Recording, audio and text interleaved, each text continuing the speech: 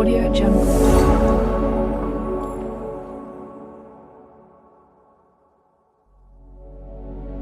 KCR nutrition kit పథకం తెలంగాణ రాష్ట్రంలోని గర్భిణీల రక్తహీనత, పోషకాహార లోపాన్ని నివారించేందుకు తెలంగాణ ప్రభుత్వం రూపొందించిన పథకం.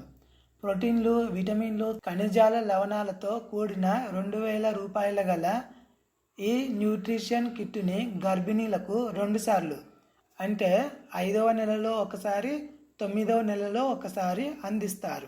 కిట్లో ఉండే అంశాలు: 1 కిలో పోషకాహార మిశ్రమ పొడి, 1 కిలో ఖర్జూరాలు, 3 బాటిళ్ల ఐరన్ సిరప్, 500 గ్రాముల నెయ్యి, 200 గ్రాముల పల్లిపట్టి. పంపిణీ సమయం: ఈ కిట్లు గర్భిణీ స్త్రీలకు నెలవారీగా పంపిణీ చేయబడతాయి. అర్హత ప్రమాణాలు: తెలంగాణ రాష్ట్ర నివాసితురాలు కావాలి. వయసు కనీసం 18 సంవత్సరాలు. వార్షిక కుటుంబ ఆదాయం 1,20,000 కంటే తక్కువగా ఉండాలి. గరిష్టంగా 2 సంతానాల వరకు మాత్రమే ఈ పథకం ప్రయోజనం పొందవచ్చు. ప్రభుత్వ ఆసుపత్రుల్లోనే ప్రసవం జరగాలి. ఈ పథకం ప్రారంభంలో 9 జిల్లాల్లో అమలులోకి వచ్చింది.